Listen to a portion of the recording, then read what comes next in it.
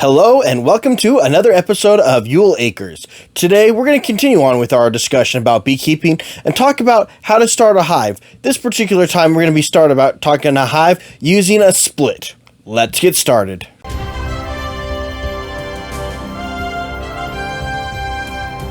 So you've decided that you want to go ahead and start beekeeping. You're looking at different ways to go about doing it. You can use a package, you can use a split, you can go ahead and use a full nuke. There's many different ways to do it.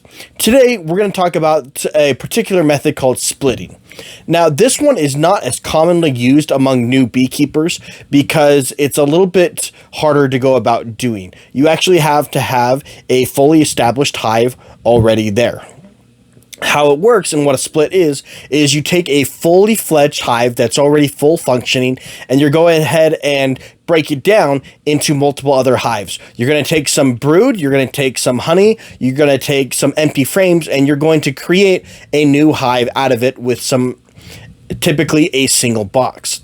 Now, typically, this is done in late spring by beekeepers who already have established hives when you start to see queen cells, or you can artificially implement queen cells from different hives. But you do have to have a pre-existing hive to go ahead and do this method. It works really well, and it's by far the most common method that established beekeepers use to go ahead and expand their hives. They also use it to help in controlling for what's called swarm control, so that way they're actually to maintain their stock of bees and able to move forward rather than letting the stock build up and then not fly away when they're not looking at it. So now that we've got what a split actually is, let's go ahead and take a look at the advantages and disadvantages of doing so. One of the great advantages about doing a split is it's essentially, for all intents and purposes, a nuke. The difference between a nuke and a split is a nuke is what people call it when you go to take that new hive that you're turning into from a couple frames and selling to someone else.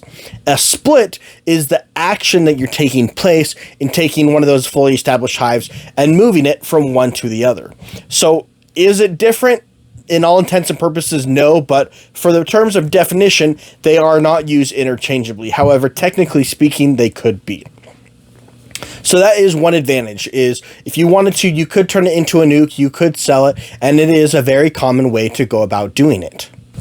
Another advantage that you have when dealing with splits is that it is a little bit more of a cheaper way of going and creating new hives. You already have an established hive. All you need is the equipment. You can go ahead and take some out and then put them on with your new hives. Like for me personally, I had a couple very strong hives, and so I was able to make splits out of them, essentially doubling my entire population of bees that I had. Typically speaking, you're going to take one of your really strong hives and you want to continue on those genetics throughout your apiary. So some of my hives that were relatively strong, I was able to take it and I split it into making 3 hives. In some of my really strong ones, I was able to take it and split it into 4 hives. So 1 hive became 4.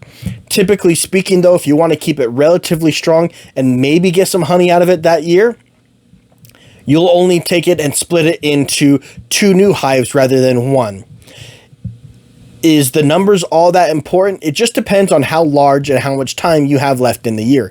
If it's high summer and you don't have a whole lot of time left for the hive to recover and build up for wintertime, then if you're going to do a split, you may only do it 2. If it's still relatively early spring and you have a very long season, or you have a relatively short winter season, then you can split it into 3-4 hives from that one really strong hive. Another great advantage of doing a split is, typically speaking, you're already going to have brood and honey in this hive and it's already going to be established. So you're able to use its own resources to continue on that are a lot healthier. Whereas if you're using a package, there are no reserves, there are no brood, there are no drawn comb, and so you are starting from scratch. Another good example, kind of going along with this, similar to a nuke, is you could have an established queen laying, and so you can get off the ground running. However, sometimes when you're starting a split, you're starting off of an egg cell or a queen egg, or a queen cell that's going to hatch soon, which means you're going to be breaking the brood cycle that is going on with that hive. So you'll be able to help control the mite population. So this could be an advantage or disadvantage depending on what you are looking at, if it is in the brood cycle, if you have the actively laying queen in one of them, or if you're taking a non-queen. One of the downsides to that is by bringing in a new one, you may or may not have a well-mated queen, and she still has to go and take her native flight. So if you have a poor season, you may not get a well-mated flight, and it could mean that it's a little bit poor, and you may have to requeen that colony. So that kind of goes into the disadvantage potential side of those things.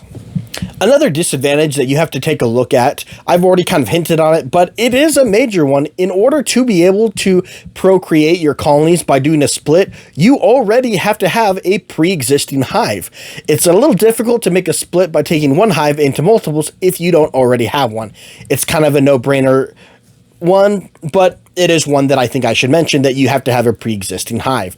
So typically speaking, you're not going to be able to get splits unless you are buying them from another beekeeper, which in that case, you're essentially purchasing a nuke at that point in time of when that definition shifts into it.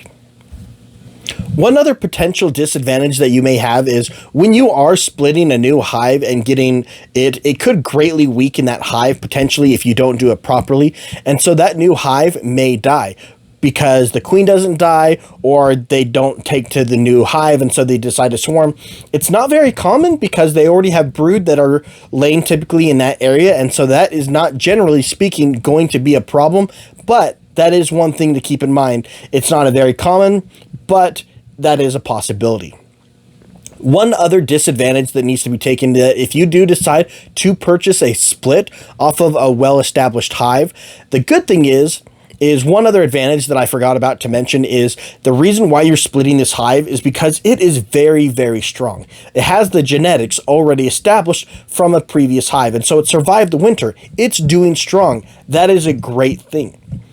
However, the disadvantage with that, though, is if you are purchasing a split or a nuke, they tend to be a little bit more expensive, typically in the $170 to $200 range as of spring 2020, at least in my local area. So now that we've talked about the advantages and disadvantages of doing a split, let me know in the comments below. Is this a method that you want to go about doing? Is this something that you've decided, hey, you know what? This sounds like this is something for me. Let's try it out. Or you want to go ahead and do it. Typically, it's a little bit harder method to continue on your colonies, but definitely a skill that I think is important to be a successful long-term beekeeper in order to make it economically viable, so that way you can continue to create your own hives and not constantly having to purchase hives from others year after year. So this has been us talking about how you go about doing a split, the advantages and disadvantages. If you like what we're doing, go ahead and subscribe, click on that notification button for videos that we're putting out all the time. Once again, thanks for watching, and we look forward to seeing you next time.